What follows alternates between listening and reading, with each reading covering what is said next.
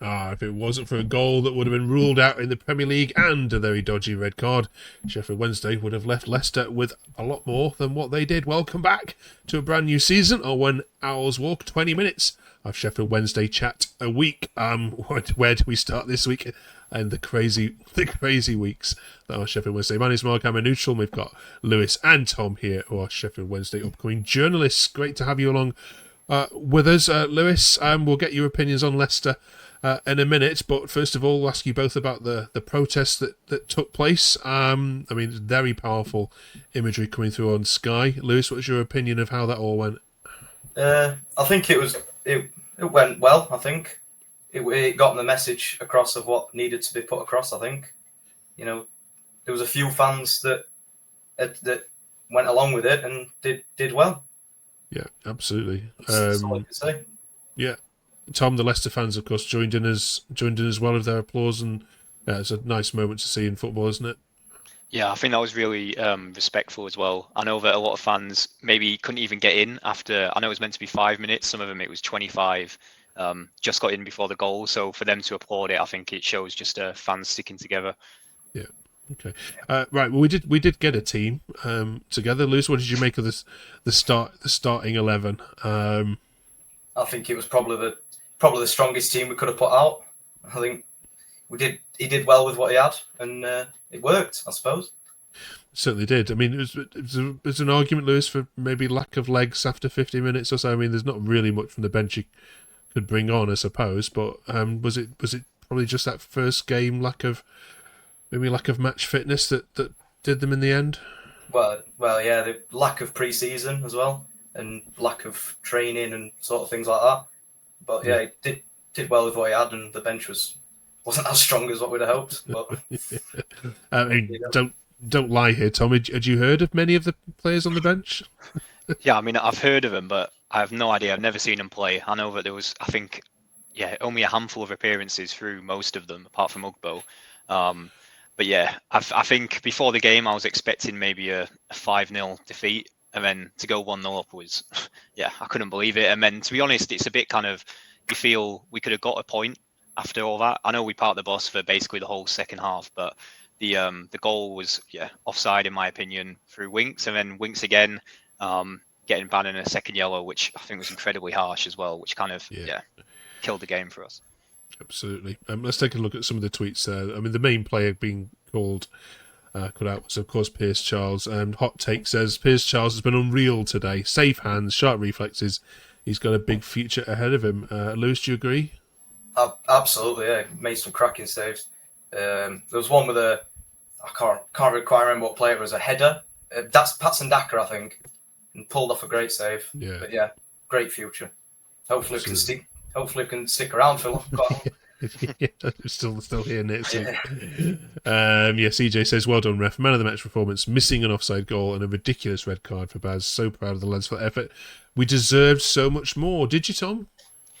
Yeah, I mean, you can argue that, we didn't do much attacking-wise after the goal, but seeing the state of our squad, I mean, starting 11, ours cost $1 million and theirs cost 115, so for us to even be in it was insane. And then, the first ban in yellow was from him telling the ref to, some unsavoury terms, but basically the Leicester player went down easy, and he actually did go down easy, and then the second one he got the ball. So, EFL refs are starting strong this week as well. That first yellow, you sure? Yeah, I think banning to get a yellow for that is like, game's gone. But for dissent at least, he had nothing to do with it. Okay, fair enough. This one from Will, a goal that would have been ruled out of the Premier League and a red card that is questionable. Baz is to blame for his first yellow. If we play like that against anyone, though, Lewis, that's not pushing for promotion, we'll take 3 points. Worrying thing is after 50 minutes we don't have the legs. Do you agree with that middle bit there? That if you were playing like a QPR or a Preston, that would have perhaps gone your way? Yeah, maybe. I think we certainly played very well, but considering the opposition, I think it was an impressive 90 minutes from Wednesday. Yeah. And if we play like that against anyone, we could nick a few points here and there. Yeah. Cheers for that, fellas. Stoke next then, Tom. They had a decent result, of course, against Derby at the weekend. They've got the bit of the bit between the teeth at the moment. First of all, what do we expect to be happening in and around the ground on Saturday? What's the latest? Yeah, I know that there's a protest planned for the home game, which should be hopefully everyone will be in support of that. And then I also know that for the Bolton game and also this one, I think encouraging fans to go in black and gold until we're sold, basically. Yeah. But yeah, I think it's going to be tough. I think if we play like that we did against Leicester, then yeah, we'll get some points this season. But you just saw with Chalobah going off after like 20 minutes, we're just down to the bare bones. And then we basically have no quality on the bench. So yeah, it's going to be ending games. We're going to be I think conceding quite a few late on. Yeah, that fitness shows. And my favourite tweet of the weekend, I'm not going to read it out because we'll get banned from YouTube, was this one from JC, who just simply said at the end of the game not going to ask you whether you agree with that because I'm sure you all do. Lewis, have you, just joking aside with all this, I mean, the media coverage of Wednesday has been spot on, I think, over the last week, but up to really the point where sort of Barry Bannon spoke out a little bit and the players left. Have you been disappointed mainly over the summer that really the Sheffield Wednesday have been ignored a lot by, apart from local press, there hasn't really been many stories being run of them yet? You've been going through this for the last 7 weeks or so. Yeah, obviously it'd be nice to see Sky Bet or Sky or whatever it is to make a coverage of what's going on, but there's not been much, I think, other than maybe, like you said, Bannon, and there was it Lowe did a little interview or sort of spoke out on it, but there hasn't been much other than that, I think. Right. Okay. We've been asking, obviously, we speak to other fans across our podcast, do they have sympathy for that? We spoke to Derby fans yesterday, Tom, and even though, of course, there's that video of what happened at Derby going around, even they said, look, they wouldn't wish that on any other club. I'll let you watch what the Sheffield United fans said at a later point. It wasn't really polite, to be honest, and said you've been saved by the co-op before, and deserve everything that's coming to you. But that we expected that to be the case. Right. Obviously, we usually at this point we talk about transfer windows and so on. But yeah, I mean, you're not under embargo anymore, though, Tom. How does that feel? Yeah, I think Vardy and Antonio will be coming in after that. But no, I think I know that we're linked to a few loans for some Man United youngsters, and then a couple free transfers potentially. Ben Mee. I mean, I'd take anyone at the minute. So anything coming in, we basically just need bodies as well because we dropped like flies in the last game. So if it continues because of the no pre-season, then we're going to need a lot of players. Yeah, Lewis, any other rumours you're hearing of players coming in or out? Well, yeah, exactly what Tom says. A few frees, few loans, but it's all about just getting anyone in, really, isn't it? The bench is sparse and could do with just bodies. Well, we'll be here every single week reviewing Sheffield Wednesday games, 20 minutes every single week. You can listen to us on Tuesday mornings from 7 o'clock, download us from Spotify, or you can watch us back on Tuesday from 6 p.m.